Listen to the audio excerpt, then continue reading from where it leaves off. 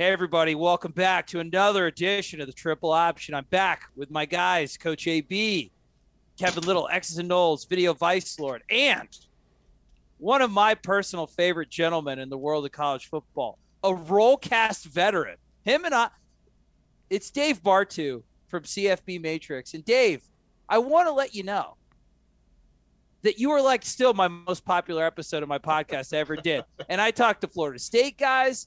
I talked to like the drunk coach from Last Chance U in Compton when he was rolling down the LA freeway smoking stogies. You blew him all out of the water. So I can't wait to talk to you again, my man. How you doing? I'm doing great. It's actually, since the last time I talked to you, I got a little NFL matrix going on. Oh, stop it. Renaissance. Yeah, dude. So it's badass. It's badass. I don't get to tell this story much because, nobody really asked me about it, and I really don't talk to it too much on Twitter. Let it go. But if you follow me on Twitter, you know that my analysis on drafting quarterbacks over the last 20 years, there's nothing better on projecting these guys than what I do. Nothing. I mean, I'm 74% correct over the last 21 drafts on booms or busts on guys. That's insane. That is an insane percentage. That's impressive. Yeah. And so it's finger length, isn't it? Oh, it's so anyway, some of the NFL guys started following me. Yeah. Under their burner accounts. And so, but I get this. So, okay, here's a little side note. So I found with burner accounts, when someone like weird follows you, like, who dat? Yeah. And what you do is you pull it up, and then you start going back through. You start all the way at the beginning, who they started following first. Right. And most of these guys slip up and follow guys they know. But they're so far buried. They don't think nerds like me will be like, I'm gonna sit here and figure out who the hell this guy is, right? Oh, hey, John Gruden, how you doing? so anyways, I was able to talk to 2 NFL teams about drafting a quarterback, and it was it was free, it was pro bono. But I mean, like the first one, when you go on live. And they're like, okay, Dave, they call in on a phone and they're like, okay, you're on speaker. And half the coaching staff and the GM of an NFC East team is on the phone with you. That narrows it down to 4. Please tell me it wasn't the Eagles. Please tell me it wasn't. Hey, 74% hit rate. You want it to be the Eagles, dude. No, that's true. So that's true. It was this draft sucks this year. These guys are all a bunch of broke ass losers. I don't think it's going to work out at all. I think it's overrated because it's all a bunch of freaking brands. It's the whole really Alabama, click click click, Alabama, Clemson, click click click, Ohio State, click click click. Give me Kyle Trask and Matt Corral over everybody else in the SEC right now. Really interesting. What about T-Law? I like that. Who? Well, Lawrence. He talked about Lawrence. Oh, non-English words. Okay. Yeah. The one thing about the first round, first pick, that is the hardest guy to project because invariably, even when he doesn't check the boxes, he's good. He's good. It's really hard to miss on 1-1. After that, I'm nails. But 1-1, a few of the guys that were outstanding that didn't check all the boxes, Carson Palmer, Matthew Stafford, Jared Goff, those are guys that I projected to not make it in the NFL, but obviously did. Right. So that 1-1 pick, you just assume, unless it's like a Jamarcus Russell, Jamarcus. Well, glorious bust, just a fantastic bust. Well, since we're on this, I'm going to make you right now, and everybody listening, you are going to be the smartest person in projecting quarterbacks for the rest of your life. Oh, good. Rest of your life right now. Okay. Tell me, Dave, what's the It's secret? literally going to take 5 minutes. 5 minutes. So number one is if a guy is going to be successful, you bet on the guy that is from a non-elite recruiter.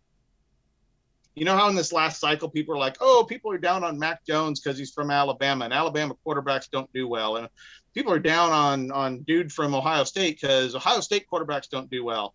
Right. Actually, it's guys from all the elite programs that don't do well. Georgia, USC, Texas, Florida State. Stop. You know, hey, we're elite program. Take it. Take the right. Well, you were an elite recruiter. Now you're not. So don't worry about it. It's a plus side. Yeah, we'll get good quarterbacks now. That's a good teaser. It's not that you don't have it's not that you don't have good quarterbacks, but my hypothesis is that guys put up huge numbers at these elite programs, but they're surrounded by elite talent. They don't learn the craft of pressure. They don't when Mac Jones or any of these guys for Alabama or Ohio State come out, they have one job. Don't turn the ball over. Everything else is gravy, right? Everything else they put, he passed for 5,000 yards. Did he turn the ball over? Because if he didn't turn the ball over, they win. It's really that simple. And you look back at the history of the draft, almost everybody outside of Carson Palmer, Matthew Stafford, they were on elite recruiters, and I define elite as top 10 over the last 4 years. Okay. They don't make it. They get drafted all the time, and they don't make it. So that's the first thing. You want to personally, I want to find the guy that is on the no-name program. Quarterback U. Okay, the last 20 years. Name association, quarterback U. Who is it? North Dakota State. Dude, they don't even have a guy who's done crap. I don't know. Except drafted. They've just collected money. I really felt like you were just describing Carson Wentz a minute ago. Like I'm like, oh my God, NC State has a lot of guys in the league. Right, NC State. They got 3 starters in the league right now. They got 2 Hall of Famers in Wilson and Rivers. And what did those guys do? They took a mid-level recruiter, 40s recruiter, and elevated the program when they were there. Okay, so to me, I'm looking for the guy that takes the no-name and puts them on his shoulders. Because if you can't win on Saturday, you ain't winning on Sunday at the quarterback position. All right. So, you look back think about all your great quarterbacks that you could think of in the NFL right now or just recently. They put their teams on the shoulder. Roethlisberger, Miami of Ohio was top 25. Matt Ryan had Boston College in the top 10. Rodgers cow. Right. Oh, So you're looking for the guy that is not from the elite program. One, that's not so much as important as number 2 and number 3. Number 2 is experience. I love seniors. Okay, guys who play until they're seniors, I love them. But in the last 5, 6, 7 years, 3-year starters, juniors like a Mahomes, they're coming out earlier now because, they're a walking lottery ticket. Why you don't put lottery tickets in the safe? You cash them. I get it. Immediate. Yeah. Right? Yeah. So I mean, and it's not that I'm blaming a Mac Jones for coming out a year early because he's a lottery pick, but he's got bust written all over him. His profile, elite program, less than 2 years of starts, and no positive quarterback effect. That guy's never made it in the NFL. The best college receiving core I've ever seen in my entire life. The best everything. The best everything. So that's number 2. We're looking for seniors. We are looking for a lot of snaps. Okay, 24 or more starts. High sample size. Yeah.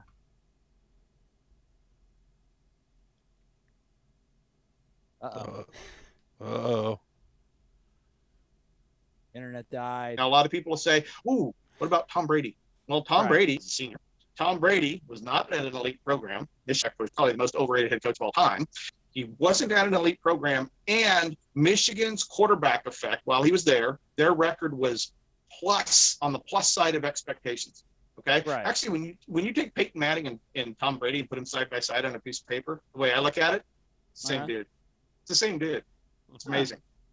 So Tom Brady fit the mold. There were only 3 guys in the 2000 draft that had a positive quarterback effect: Rattay, Brady, and Pennington.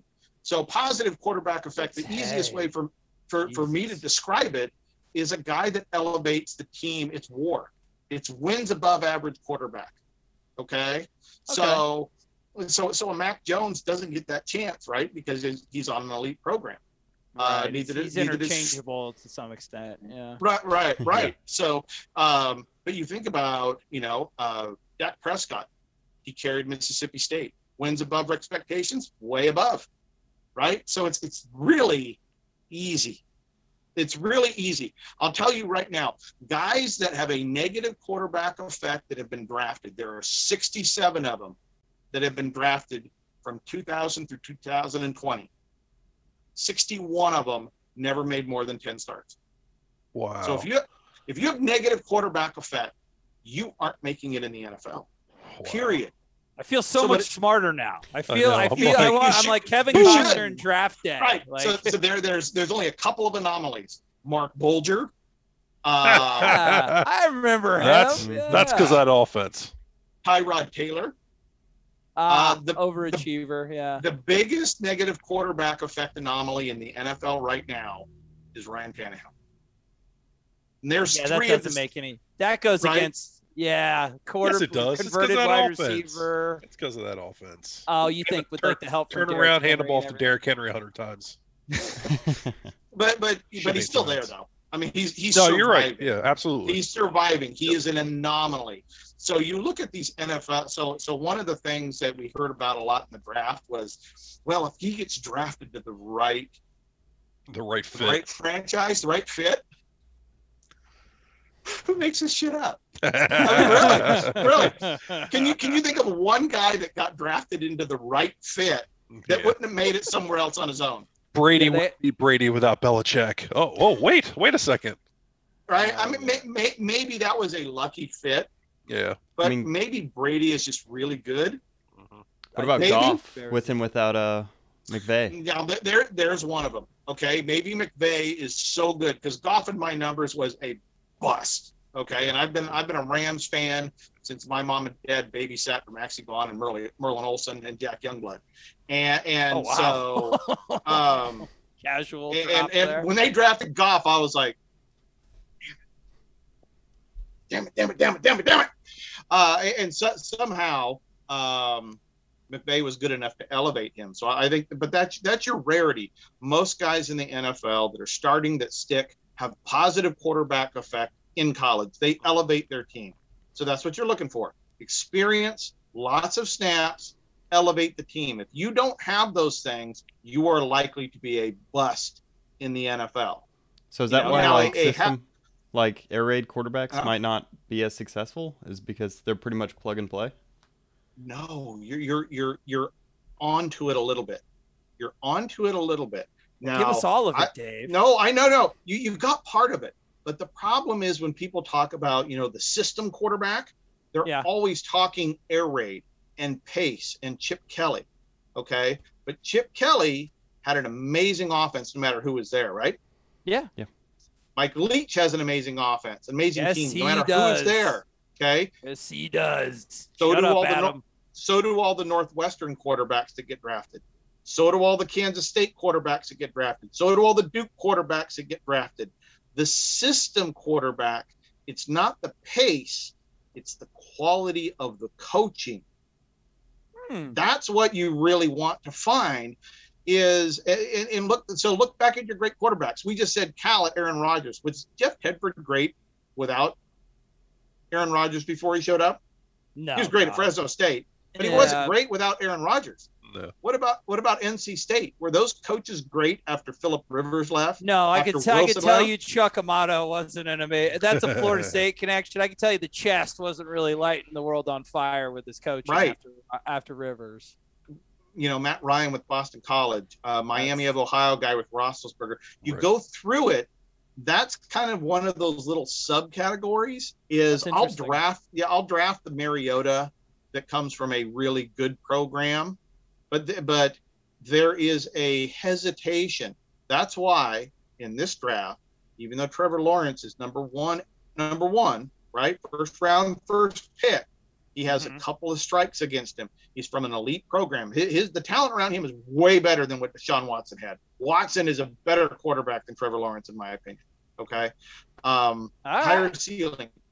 And Clemson, that is a really good system. Yeah. They win no matter what. So, I really think in this draft, I think your best bets, and I don't think they're very good ones either, but if I had to put money on guys, I'd put it on Wilson and I'd put it on Trask. Wilson and Trask. Okay. But outside of that, even Lawrence, I just don't think he has the ceiling of the NFL All-Pro people expect him to be. But couldn't you argue that Trask is also one of those, under Mullen, like, system guys? Mullen is not that good of an offensive coordinator. Don't kid yourself. I mean, come on. It's a Florida State show. You can elaborate on that point. Well, I mean, you're talking about a career B head coach as an offensive coordinator. Okay. He's had some really good years, but look who he had him with. He had him with Kyle Trask. He had him with Dak Prescott. He had him with unbelievable talent at Florida. So, but the years when he doesn't have the superior talent, it's not consistent. So no, I don't think his scheme is consistent to be considered an elite offensive coordinator. He's not. That's why Florida, no matter how well they recruit with their offensive and defensive coordinator. And I told him this when they hired him, because I've done a lot of work for Florida. You are not winning a national title. No, Mike has not called me yet, but I keep bugging him. I want to be on the Florida State payroll. I can make a difference, Mike. Dude. I'll get you. Seriously. I'll get Garnet checks. We'll talk. We know people. Well, I'll get you just be like Mississippi State and have a booster pay for it. That's just a better way to go. Hey, I-o. Well, no, there's nothing that most about half of my clients, the boosters just pay for it because the boosters love the information flowing through them to the coaches. Well, you're such a charismatic conduit, right? But they love the feeling of knowing more than everybody else. They love going into a game. Could you imagine being a booster for Florida State and you're playing Florida, and you have in front of you the chart of Dan Mullen's entire career behavior by down distance and score? You can literally go, okay, I know the down distance and score right now, and I can go, 83% of the time he rushes in this situation. That's kind of cool. Any boosters that are listening at CFB Matrix on Twitter, Dave loves DMs. All right. But so this was a good segue. I don't believe in Florida. Yeah, wherever you want to go from there, but I don't believe in Florida's OCDC pairing as a national championship pairing. We don't believe in them either. So I like that. Is there some sort of testament behind maybe Mullen being a good evaluator? He's a very good recruiter. Yeah. Okay. He's a very good recruiter.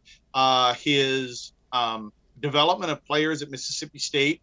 Mississippi State, before he got there, had one of the worst recruiting to draft pick ratios in all of college football. By the time he left, it was top 20 during his tenure. So I would say Dan Mullen's strengths are organization, consistent recruiting, and elevating the talent that he has. I think he's an above average offensive coordinator, and I feel his defensive coordinator is slightly above average, but where they recruit right now, those three things put together are not national championship level. And you told them that. You said, hey, you're going to have like 8 or 9 a year and maybe a random 11, but this isn't a national championship winning coach. You told the University of Florida that? Dude, I'd tell anybody that. I'd tell that to Dan's face. In fact, Dan happens to be Dan happens to be the first head coach that I got into a raised voice argument with in college football. Stop, man. Oh God. Okay, so you're friends with them. No, I'm gonna try to. We are not friends. Okay, we are not good. friends. All right, well, good. This is how I'm gonna pose it this way, Dave. The guy seems like a stone cold weirdo in real life. Is he? No, I think he, like a lot of these guys, are. They are incredibly focused. They are incredibly organized. I haven't run into a lot of head coaches that are successful that everything in their life isn't completely accounted for. Their car's clean, their office is clean, their drawers are clean, everything. It's like this OCD, Yeah, to the max, yeah. Yep. And it's intense. It's totally freaking intense behind the wall because everybody's gunning for their job. Everybody thinks their job is cool. Everybody wants to make millions. Everybody wants to be in front of the TV. Every single guy, from the head coach to the football ops guy, people want to be behind that door. And it is brutal. It is.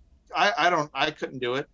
I'm not organized enough. And the hours, I can't tell you how many times I've met with a head coach and his staff, and at least one guy just falls asleep because he's just from pure exhaustion. Yeah, you know, they don't have a choice.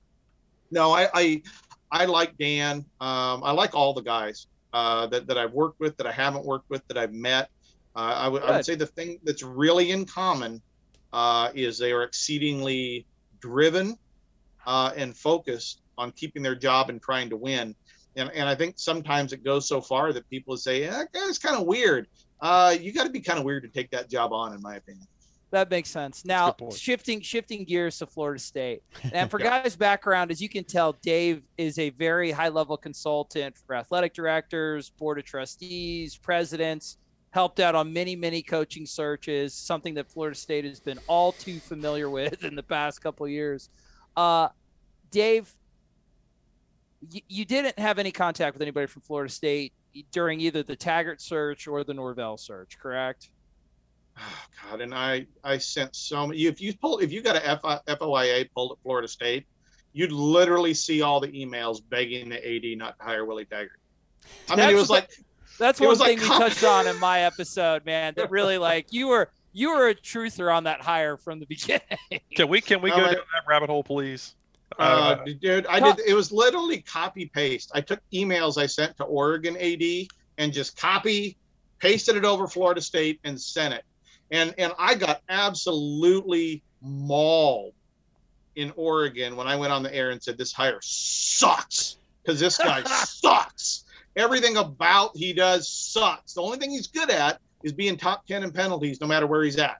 He is very spot on consistent about having absolutely no control and penalty flags all over the place.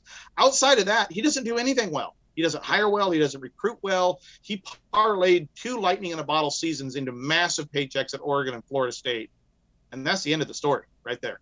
So what do you, there you go. So what do you look at when you're looking at a head coach? Is it like are you doing a wins over replacement kind of feel with recruiting classes or what? That's part of it. We'll look at a lot of different things when we're working with an athletic director. The first thing we got to look at, actually, there's 2 things. Usually what we do is we come up with our top 10 and we ask the athletic director to come up with their top 10. And then we see what matches. All right. Well, I have them do that independently. Don't talk to me. Just give me your top 10. I'm going to give you mine. And then I'm going to take your top 10 and what doesn't match, I'm going to mix in with what we have. So there's a couple things. There's 3 things that we look at really intently on the first pass. One is expected, basically, like you said, wins above replacement. How well does this guy accelerate the talent at his previous stops? And how does that translate, let's say, to a Florida State? That's one of the things. The other things that we look at is we look at the recruiting profile. I would rather have a better recruiter than a better coach in a lot of cases. There's obviously, we want to blend. We want good coaching. We want good recruiting. So we look at the coaching side of it. Then when we look at the big picture recruiting, did he move the needle? So we just talked about Dan Mullen. Okay. Did he win more games than expected at Mississippi State? Yep. Absolutely. Did the recruiting needle move at Mississippi State? Went from 36 in the country when he left, it was 24th. Huge move. You know, so, and how well did he hire? That's the third piece. How well did he replace guys? So, you know, he lost a lot of defensive coordinators. He calls the plays, so he doesn't hire an offensive coordinator. But you look at who he replaced at defensive coordinator and how well of a job he did with hiring those guys. So we take a look at that history. That's kind of the first pass that we go through. What is your, you know, are you expected to win more? Are you expected to recruit better? And are you good at hiring guys when they leave? Because you start getting into a more high profile position. If you're the head coach at Florida Atlantic and do well, you might lose a guy or 2. If you're at South Florida, you're probably going to lose more guys. And if you do really good at Florida State, you're probably losing guys every year. So you better be able to hire OCs, DCs well.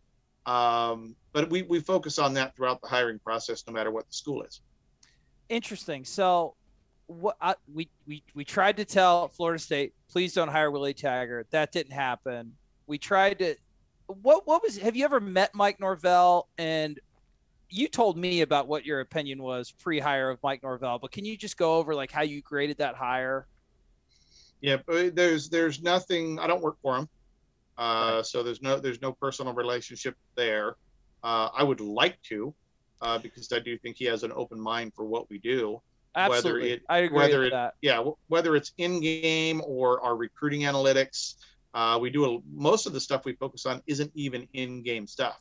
It's efficiencies outside, being prepared for hires, being prepared for recruiting. There's a lot of things we do. Most companies out there that do what we do, it's all an in-game focus. Everybody wants to be the next Moneyball movie. Right. I don't really believe in that for college football. So we focus on the outside things, and I think Mike would be very accepting of it. And we've exchanged ideas a little bit.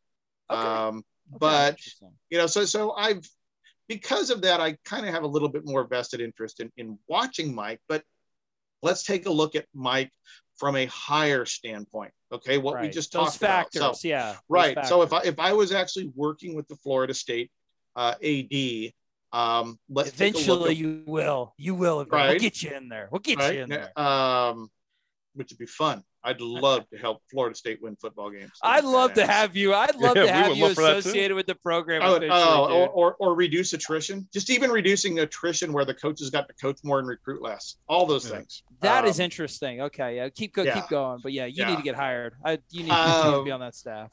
So if we're talking with the AD at Florida State, and let's say he brings up, okay, let's take a look at Mike Norvell. Now, Mike Norvell would have been on our list to begin with. Okay, that would have been one of our top 10 right away. So did he win more than the talent that was expected at Memphis? Yep, absolutely. He did. Okay, cool. Did he develop players well? Well, Memphis is a high 60s recruiter, and their NFL draft picks while he was there actually ended up being about 44th in the country. So he developed players beyond the recruiting numbers. Wow. Did he, from a hiring standpoint, did he hire good recruiters? Yes, Memphis recruiting when he left, the 4-year average was the highest Memphis has had it in their history. So the recruiting piece is there. And then kind of the golden nugget with it is you don't have to worry about him hiring an OC because he is the OC, and the Memphis offense has been top 10 in scoring efficiency for years while he's been there. He's been successful no matter who's been the quarterback, no matter who the players have been. So a guy like that, you're talking about a positive wins above replacement, above average recruiting, consistent recruiting, good at hiring, found a good defensive coordinator. I've had a lot of questions. The biggest number of questions I've had from Florida State fan over the last 18 months has been, what about the DC? And I'm like, well, I thought he did an above average job at Memphis, and I expected him to actually come along with Mike to Florida State. I thought that was a good transition. Is he elite?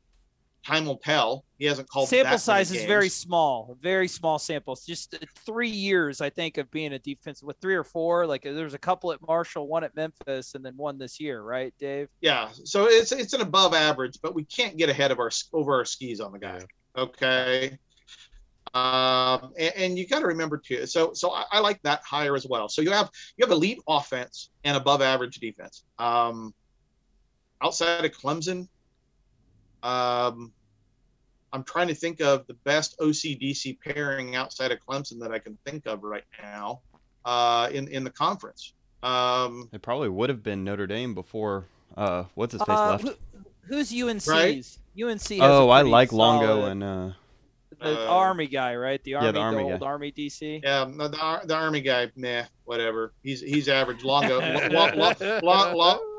a friggin' white wizard. He's a Gandalf, dude. Do you like him? Good. Yeah, he's I've always liked him. I can't believe he didn't. I pushed for him a lot this year. A lot. I was hoping he was going to be a head coach somewhere. Yeah. That dude lights it up. He's good. Lights it up. We want him gone too. Yeah, exactly. The faster he gets out of ACC, the better for FSU. Believe me. So the OC-DC pairing at Florida State, I like it. Okay. But here's kind of my rule of thumb on patience, though. For the number of years a program goes down, it takes that many years to go back up. Interesting. So when would you say Florida State's decline, like the real decline, like a numbers analytics guy? When is your opinion of when the decline of FSU started? What year? So here's one of my tricks for figuring out when a head coach gives up. Okay, this is your canary. This is going to be very appropriate for our situation, by the way. This is your canary in the mine shaft. And I'm trying to look it up right now. But I think the first thing, I'm over here looking at my computer trying to pull up my recruiting numbers. You're good. You do it. You're fine. So the first thing you got to look at is, because recruiting takes so long, right? It's like a 2-year process.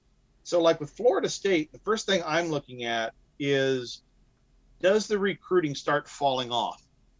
And this is Florida State is, I would argue the potential with Florida State, it makes it a top 5 job in the country. That's my opinion. That's my opinion. Because outside of Clemson, you don't have another top 15 recruiter in the conference. True. So if you can, and you've proven yourself to be a better recruiter overall than Clemson. Yeah. Over time. Yeah. So recruiting classes, 100%. Even when they're on top, aren't spectacular. Well, they're small, right? Yeah. They're not FSU talent level. I mean, FSU has pulled a lot of dudes over a long period of time. So when you talk about sleeping giant, I'm always looking at somebody, what did they do in the past versus what have they done recently? And so the first thing I'd look at with Florida State is, when did we see Florida State recruiting start to take a tumble or to start to slide? It's tough. I'd be interesting because it's tough, because statistically, from like the recruiting rankings, they were always pretty high up until the Jimbo, like even in Jimbo's last days. Last year. However, I feel like there was a lot more misevaluations in those last Jimbo classes, that even though they were like top 5, top 10 in the country, a lot of it was kind of fool's gold. So I'd be interested to see, do you do your own recruiting rankings, Dave? Like, or is it just like an aggregate of like 24/7 ESPN? How do you track like your evaluation of recruiting? 24/7, huh? Josh Newberg's my buddy. so I started this in 2008, right? Yes. You've been doing it for a long time. One of the first things I put out was composite recruiting rankings, which was simply averaging the 2 best programs at the time, which was Scouts and Rivals. Mm-hmm. Do you know when 247 came into existence? I'm going to guess after 2008. Long after 2008. There's only one OG composite recruiting ranking. How dare I ever? I apologize. Just making sure you understand where the entire narrative of recruiting, telling the story of college football started. Listen, Dave, it all stems from you, my man. You are the genesis. It's cool. I am but everything that I use, I've never used ESPN because their stuff is trash. Yeah, all the time. Yeah, horrible. Yeah. No, it's horrible. So okay, here's Florida State. Here they are. Man. Interesting. There was a period, I would say probably about 2000. There was a 2013, 2014 transition that it looked like it got soft in 13, 14, 15. Right after the Natty too, which is very strange. That's when Jimbo had a lot of staff attrition. He's had a really kind of a checkered record with like his first staff at FSU was really good, and then had a hard time with the hiring and the coaching evaluation. He went from recruiters to football guys. The guys that were a little more about the on-field business, and then like Brad Long. Brad Long wasn't a recruiter. He was a good technical coach, but not much of a recruiter. Yeah, I would say 2016, 2017 was your transition period when I think he gave up. When did he leave?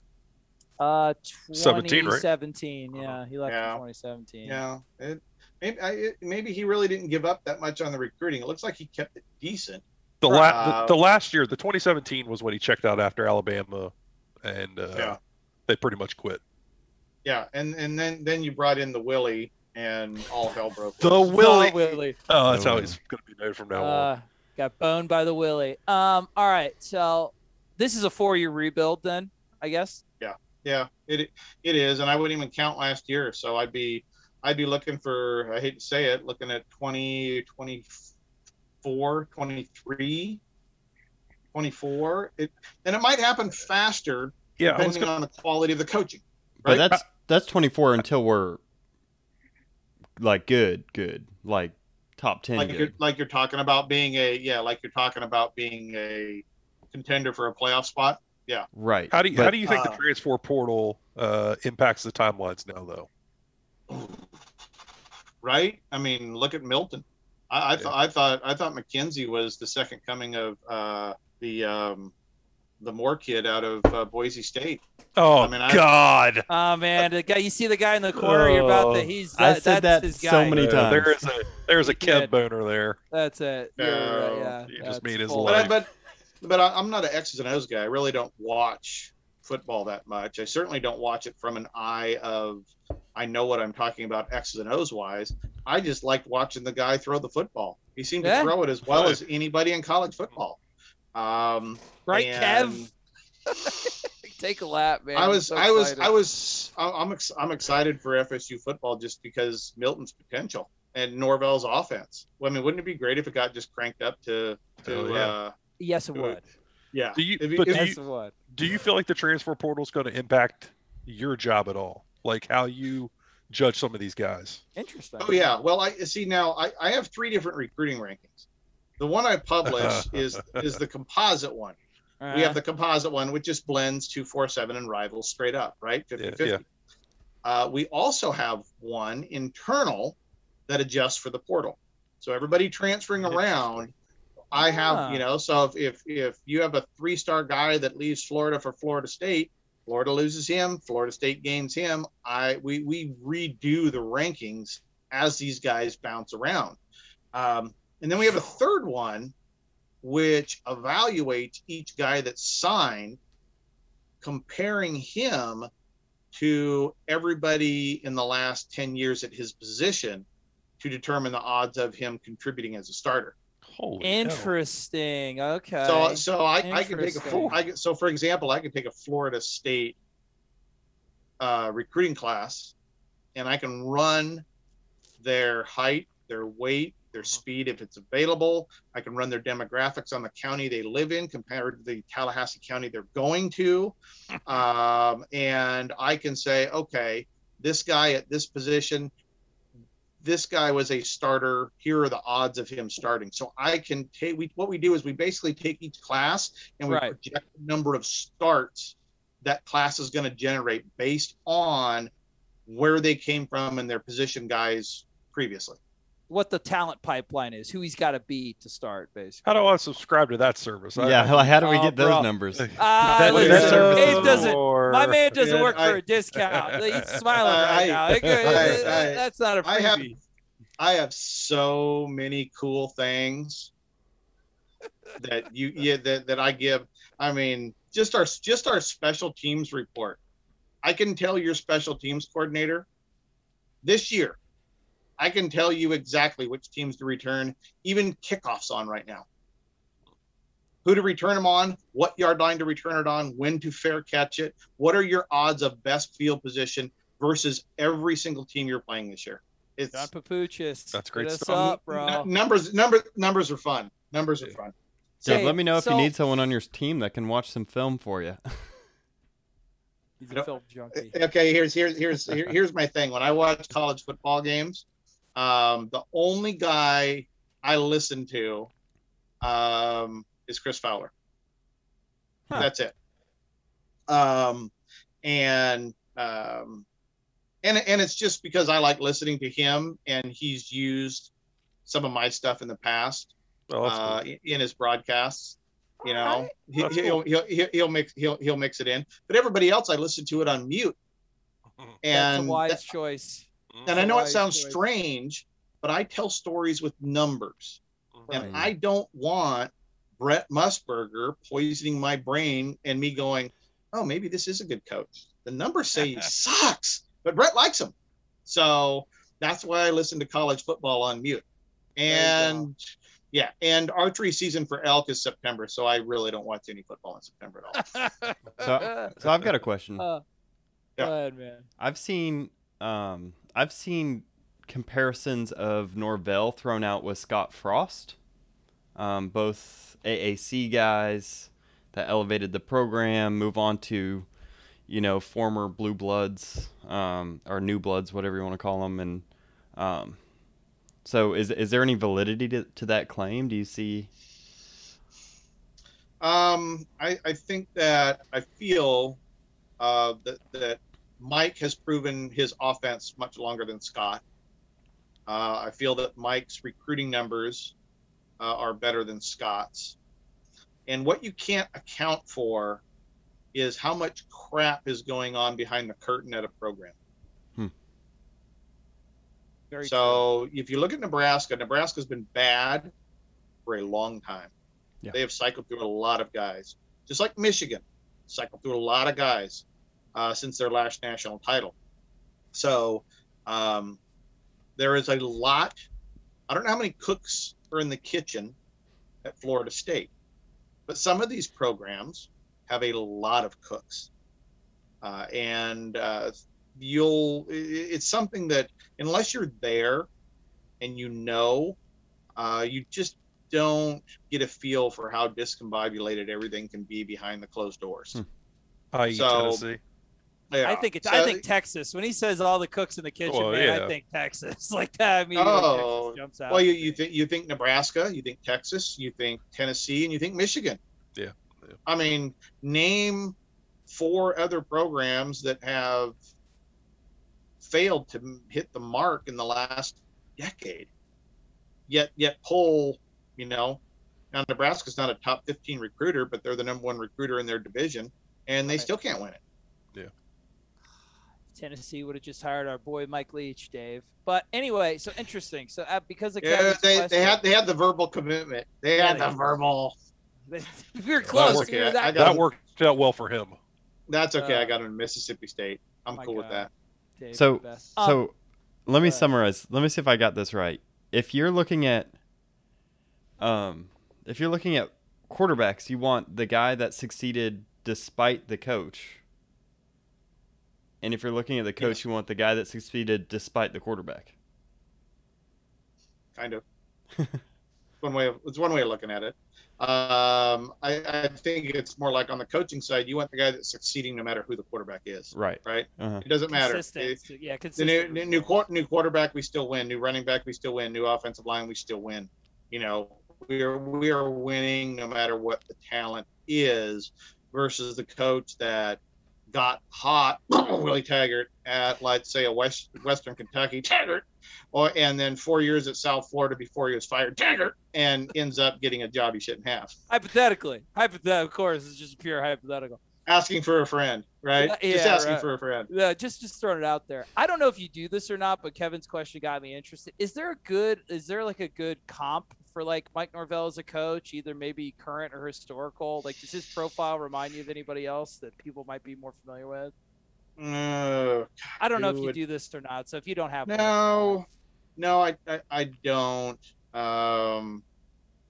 Because every situation is just so different in terms of what each guy is walking into. Well, then, okay, let me switch that then. Of the hires that were made that cycle, you had Greg Schiano to Rutgers, Ole Miss hired Lane Kiffin, Leach, Mississippi State, Washington hired Lake. Where did you rank the Florida State Mike Norvell hire? Was it one of the best? Was it the best? Like, where did it compare to the other guys that got hired as far as quality of the hire? We liked Schiano to Rutgers simply because he's a really good recruiter and he had history at Rutgers. Mm-hmm. So we felt the emotional transition would be good there. Not a fan of him as a head coach per se, but he's a real good recruiter. The situation's good, yeah. The situation fit. People wanted him too. Yeah. So that's part of it. If you have a board of directors or a group of boosters, if you got a bunch of high end boosters that don't like Mike Norvell, dude, you're already losing the battle, right? Yeah. I mean, there's 5 points of buy-in. The coaches, the players, the fans, the boosters, and the ads. If you don't have all 5 of those, you're not going to be at full strength. So the Rutgers one we like just because of the situation. The best offensive defensive combination we felt was Norvell and his DC. Really liked that in terms of that pairing. The best head coach risk we felt was Mike Leach. That guy's won everywhere he's been with a lot less talent. We graded it a little bit lower because he made the decision on that defensive coordinator on his own. And I actually learned a lot from Mike in that process about coaching trees and his perspective on coaching trees. And his DC last year actually probably saved their season because the offense was trash. Yeah, and the that's defense that's was a tough transition. Yeah, it was the guy from San Diego State, I believe. Is that where his DC was? But he wasn't even the DC. He was just learning to be the DC under Rocky Long. His hires are very unconventional. He was the first guy on Alex Grinch. Yeah, he got Grinch. That's a Leach guy. Mike hires really good coaches. Yeah, Mike does his due diligence on trying to find the guys. He knows everybody, so he makes a lot of phone calls. So it's hard to say anybody took a worse risk than Mississippi State, because you can't. If you're a Mississippi State fan, how can you be unhappy with that hire? You can't.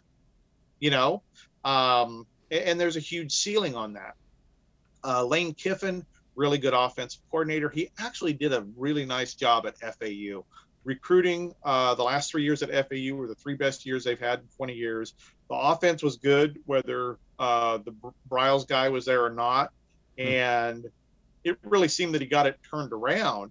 But we graded that higher, especially because of the defensive coordinator he brought in with Durkin. We graded that higher much farther down the list. The worst combination. Okay. Yeah, the worst grade of all those that you mentioned, though, was easily Lake at Washington. Yeah. Interesting. Okay, well, because you mentioned a positive for Schiano being like a seamless transition. You would think an internal hire would also have that, but there must be some other factors against that. Well, he hasn't proven himself as a defensive coordinator. And a lot of people say, well, look at his defenses he ran. Dude, he ran those with Pete freaking Kwiatkowski and Chris Peterson. Yep. Pete Kwiatkowski is going to turn Texas into a bloody freaking monster and is one of the best defensive coordinators in all of college football. Chris Peterson's one of the best coaches of all time in college football. Agreed. You can't measure Jimmy Lake off of those 2 guys. Now, he went out and hired a crappy offensive coordinator. It's a Donovan or something like that. His career is like a D+. And then last year he had the chance to go and replace Pete Kwiatkowski with another good defensive coordinator. He went internal, so he went next man up only after offering the Cleveland Browns defensive line coach the DC position, who turned him down. Now think about that. Could you imagine Norvell offering the Browns defensive line coach, who's never called a play in his life, the position to be defensive coordinator, then decides, I'm just going to do it myself? To me, that shows that his network is weak. He just doesn't know a lot of people. No, it shows me that never mind. I'm not going to say mean things. Let's just say if I'm betting on which of those 5 guys is gone first, I'll take Jimmy Lake. Okay, interesting. So go ahead, Adam. Yeah, so I'm just curious, man. It's not necessarily FSU related, hopefully, but you mentioned Longo being a hot name. Like, who are your top 3 or 4 guys, like the up and comers? That's a good question. Up and comers. Well, I'd say Billy Napier, but he'll probably just replace Saban when Saban hangs it up. So that's another interesting question that I want to ask, but it takes over the worst job in the world. Yes. Yeah. Following him. Yeah. You want to talk about too many hands in the kitchen? Oh, dude, you want to talk about expectations you're never going to meet, right? I mean, literally, You should just Alabama should just go, okay, our favorite guy is Trey, and here's 4 years of pay. You're fired. Just get it over with. Fine, I gladly accept. Rip that freaking Band-Aid off. It's an easy hire, Alabama, if you're listening. Just hire some schlub for a year, fire him, move on. I can be your schlub, baby. But Day's doing all right at Ohio State, and expectations aren't much lower. Yeah, it's so I think it's going to be tough. But if you look at Napier, being on, if he's on the market, you're talking about a guy that has won a lot of games above expectations, has vastly improved the recruiting at Louisiana, and is tremendous at hiring guys, even special teams.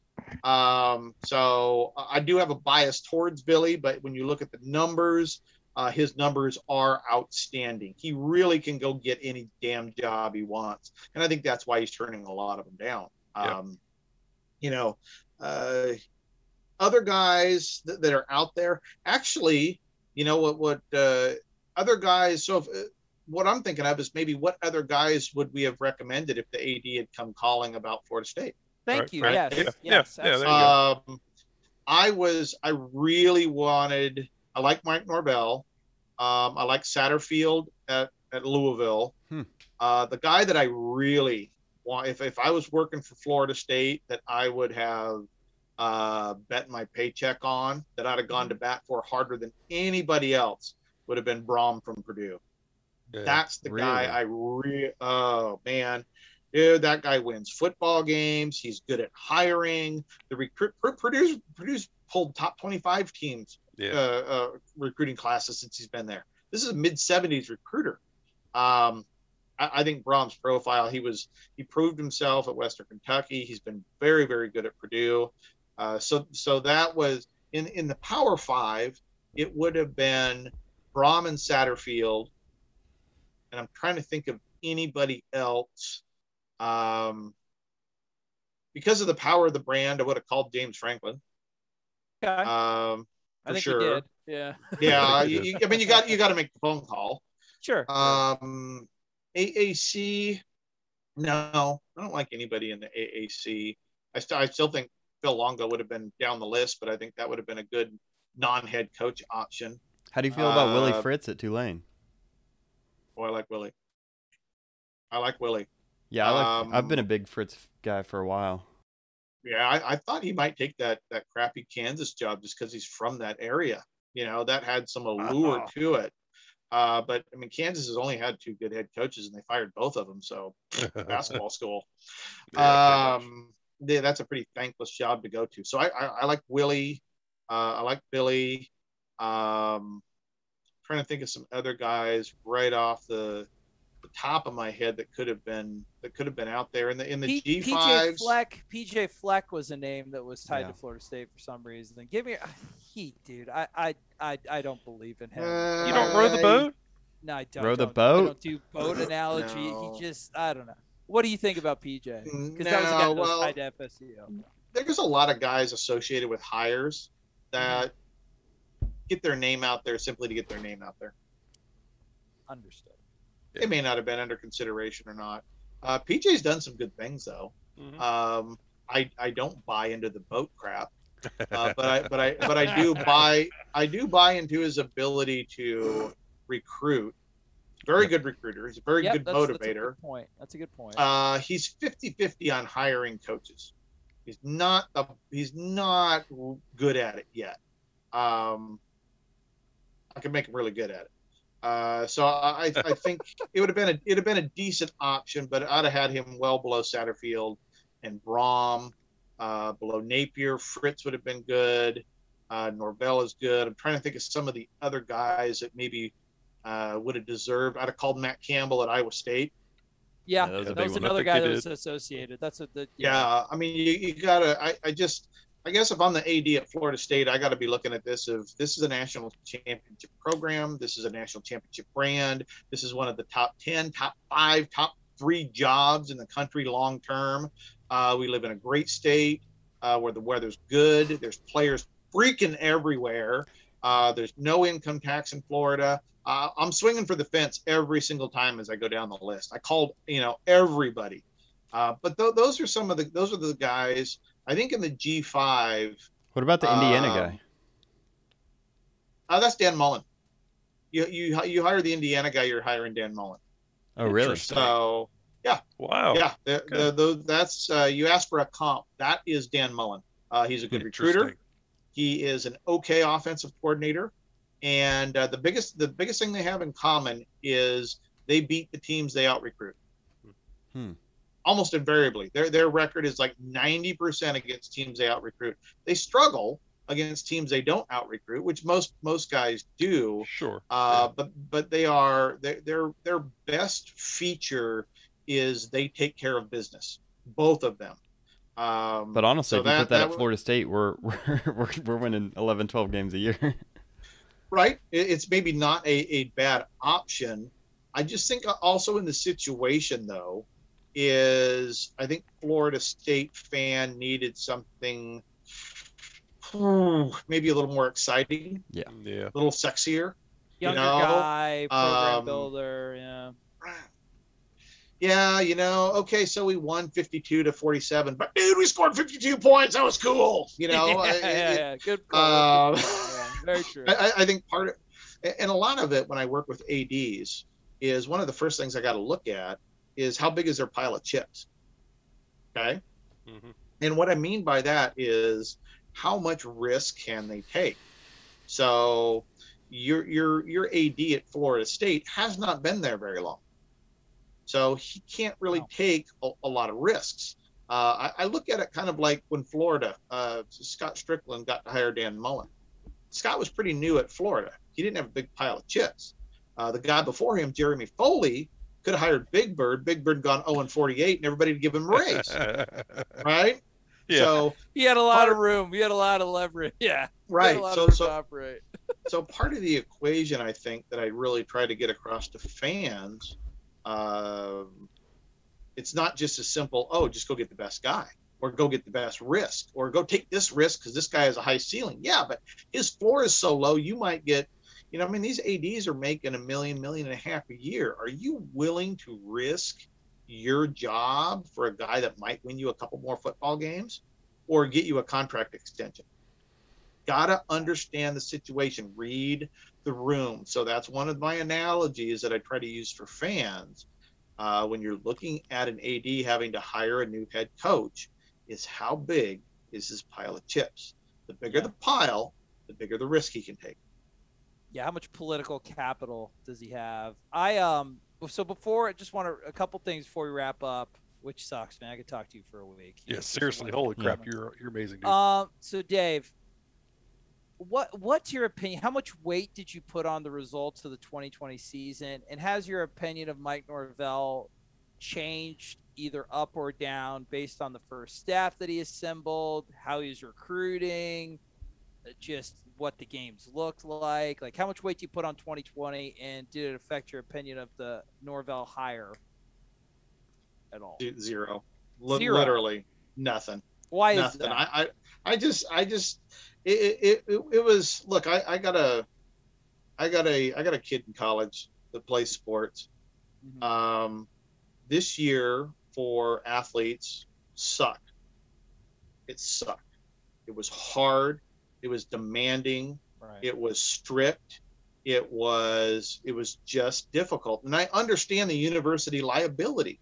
A lot of people didn't think it needed to be so strict, but you're talking about, sports is important, but when you're looking about the viability of a university, you just can't take liability risks. And so they had to go overboard with it. Yeah. For the student athlete, it was exhausting. And my kid's not even D1. But it was exhausting and it was hard. Hats off to anybody that kept their program focused and moving down the road every single week. It was absolutely brutal. So, from a results standpoint, I haven't got down to really breaking down the numbers from last year. Mm-hmm. I have a hard time putting any weight on it, positive or negative. The way I look at Florida State is I think the biggest thing is transfer in, transfer out. What's the talent profile going into 2021? I still absolutely believe in Coach Norvell, 100%. Nothing has changed about that. I think he is the same head coach you got out of Memphis. I don't think last year changes anything from that standpoint. Sure. I think the biggest question mark going forward, long term, is building the transfers and the recruiting. You know, I think the first goal is, if I'm a Florida State fan, is from a recruiting standpoint, is show me that first top 10 class. If I get a top 10 proof class. Of concept, yeah. Oh yeah. Top 10's exciting, okay? Because every single national champion last 21 years outside of Clemson and Deshaun Watson, every single one of them has 2 top 10 classes, 1 top 15 class minimum over the previous 4 years to the national title. So Florida State fan wants to get back to a national title. Okay. Yes. There's 2 ways you do it. You need coaching and you need the players. You have the offense and defensive profile. You have a better offensive defensive profile than Florida at OCDC. Okay. What you don't have is you don't have the talent yet. So that takes time to build. All right. It's not 1, it's not 2, it's not 3, it's 4 freaking elite years of recruiting. But it has to start somewhere, right? Right. So you show me that first FSU top 10 class, and I start getting a little bit more giddy, because it all has to start somewhere. That drive to a national title has to start somewhere. And to me, it's going to start with the top 10 class. There you go. Eyes on 2022 recruiting. X's and Knowles fans, listen, Dave, I always have fun talking to you. Did you just freaking say X's and Knowles? That's his YouTube channel. That's his YouTube channel. Hey man, it's a pun. It's a pun. It's a good pun. Hold on, I want to ask one more question. All right. So I'm assuming, Dave, I'm assuming you know all these guys that are out there, all the coaches that are out there. There's one guy on FSU staff that everybody's got pegged as the next great head coach, or next head coach anyway, and that's the offensive line coach, and Alex Atkins. Are you aware of him? Do you know who he is? And I've heard the name. I don't know how you tab somebody as the next great head coach. Yeah. When they haven't been a head coach of anything at all. Sure, right. Right? Absolutely. There's nothing wrong with trying to, now that being said, there are guys out there that other coaches talk about. Okay. So if he's getting labeled that, my question is, who's labeling him? Oh, of course. Yeah. Right. Mm-hmm. Is it the fans? Nobody cares. Is it Mike Norvell? Is it, is Mike Leach going, oh, dude, I love that guy. Mark of success right there. Give me a bunch of guys that know football that say this guy's going to be good. I don't care who it is. Care who it is. Now, I don't have it right in front of me. Now, I can easily pull up how good of a recruiter he is at the offensive line. That doesn't take much at all. Right. Because he is in the system, as is every player, every play, and every recruit, and every coach in college football for the last 20 years. So your big brother, man. You're always watching. You got tabs on everybody. You got everybody microchipped up. Look at you. My favorite is when one of my favorites is, when like a director of football ops calls and it's like, dude, we just lost our safeties, our DB coach. Can you get me 10? And before they wake up in the morning, the 10 top guys from every corner of the country sitting on their desk. You hear that, Florida State? You hear that? Hire this man. We'll make it happen. We'll make it happen. I need some Florida State gear. I can only wear gear of my clients when I'm on. So where's my Florida hat? Oh God, yeah. That is not going over well. Listen, brother. The guy, it's a crisp looking Beavers polo, but let's get him a little spear on the left chest. Let's get our boy hired. But listen, you talked about one of your favorites. One of my favorites is always talking to you. You're spark plug. You're knowledgeable and you're funny. and I love it. Great episode, guys. Please subscribe to the X's and Knowles YouTube channel. Dave Bartoo's favorite name ever for a YouTube channel, coincidentally. And share the video. Dave, I love it, man. I can't wait to talk to you again. A year was too long. We'll talk to you again soon. Anything else you want to leave with the people before you go in a blaze? No, I think. Look at. Okay, so see that There's right always there? something with you. I knew there was something. Oh, what's up? Yeah, Pro- I see. Pro Athletes Hemp Hemp Association. No, it's we are going to be everybody listening. Please stay tuned for this, because with this new brand, a portion of everything that we make in our partnership is going back to retired players of the NFL. Awesome. So we feel this is really important. It's kind of a legacy thing. And so actually, if you are a Florida State football player that was in the NFL, please get a hold of me. I want you to help out. But we're really excited. This is another job of mine. And really excited about working with these guys and trying to help out the 22,000 retired NFL players, most of which did not earn Patrick Mahomes money to retire. Yeah, absolutely amen. great. Pro Athletes Hemp Association at CFB Matrix on Twitter. He is Dave Bartoo. There is no other. We are the triple option. There is no other. Great episode. End it right now, Kev, before it gets worse.